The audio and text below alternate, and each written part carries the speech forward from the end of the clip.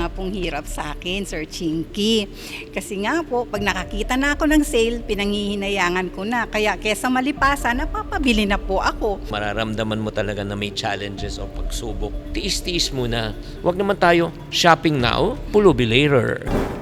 Sa bawat kanto, sa bawat sulok, may kwentong Pilipino. Kwentong kayod, kwentong pag-asa, at kwentong pera. Ito ang GCash Pera Patrol with Chinky Tan. Dito po magkukwentuhan tayo at sama-sama natin hanapin ang solusyon sa kwentong pinansyal. Walang iwanan. Pakinggan po natin ang storya ni Aling Marijoy. Aling Marijoy, maraming salamat sa time na binigay nyo dito. Pag-usapan po natin naman yung kwentong pera mo.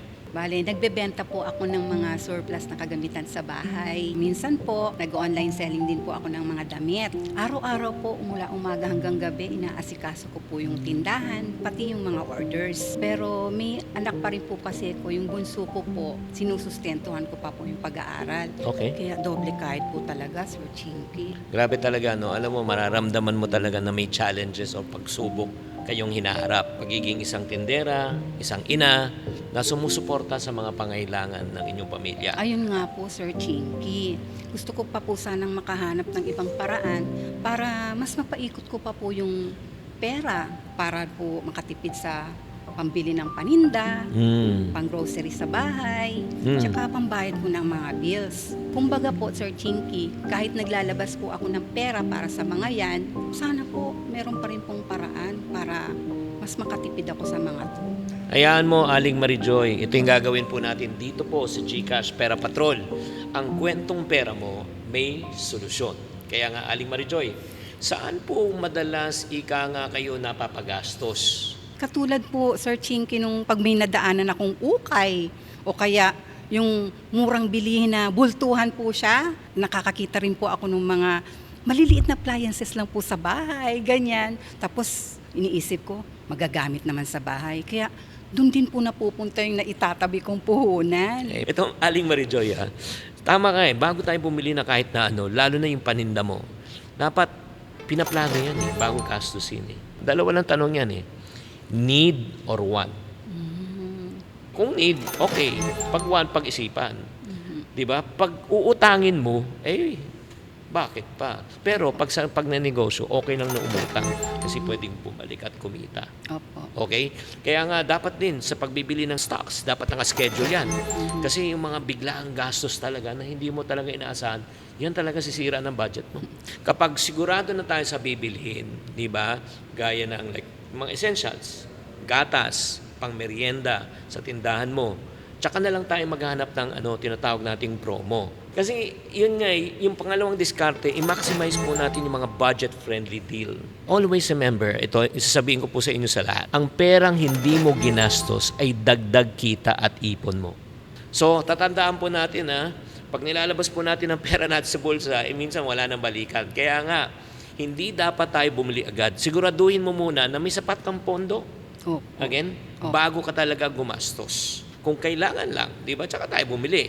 Pero huwag tayo bibili ng isang bagay dahil nakasale. Kahit na nakasale yan, pero kung wala kang pambili, masisira budget mo. Tiis-tiis muna. Huwag naman tayo shopping now, pulubi later. Opo nga. Yan nga pong hirap sa akin, Sir Chinky. Kasi nga po, pag nakakita na ako ng sale, pinangihinayangan ko na. Kaya kesa malipasan, napapabili na po ako. Kasi hindi ko rin po alam kung yun yung pinakamagandang deal na makukuha ko. Kasi wala rin naman po akong alam kung saan pa pwedeng makahanap ng iba pang deals. Naka. Yan nga sinasabi mo kanina na wala ka ng oras at very complicated. Ito ang good news. Dito na natin gagamitin po yung GCash, okay? Kasi makakita po kayo ng mga maraming promos, yung mga tinatawag na cashback offers. Pag bumili ka, may babalik pa sa yung pera. Di ba? At hindi lang yan, di ba? Meron ding offers sa mga shopping app like Lazada, Shopee.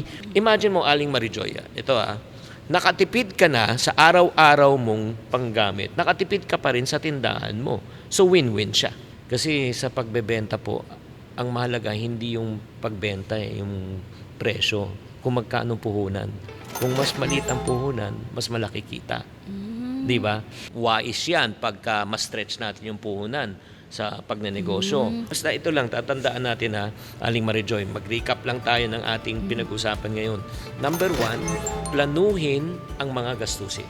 Iwasan ang paggastos sa mga hindi kailangan. Number 2, i-maximize po natin yung ipon paggamit po ng mga promo at sale. Diba, ta-timing po talaga tayo. Gamitin natin mga vouchers. Pangatlo, para maging wise po tayo, i-avail lang po natin talaga yung need, hindi yung want. Sa pinag-usapan po natin, ano yung pinaka-take home mo, Aling Marijoy? Yun nga po, Sir Chinky, yung i-avail lang po kung ano yung need para ma-maximize ko po yung katipiran at mapaikot ko po ng maayos yung aking puhunan. Yes, Diba? yes. Very good, very good. Maraming salamat ha, Aling Marijoy. Maraming salamat din po, Sir Chinky. Yes, para sa mga tao nakikinig at nanonood, huwag kayo magpatalo sa kwentong pera. Ang GCash Pera Patrol with Chinky Tan ay laging nandyan para tulungan po kayo. Hanggang sa susunod na episode po, ikaw, ano ang kwentong pera patrol mo?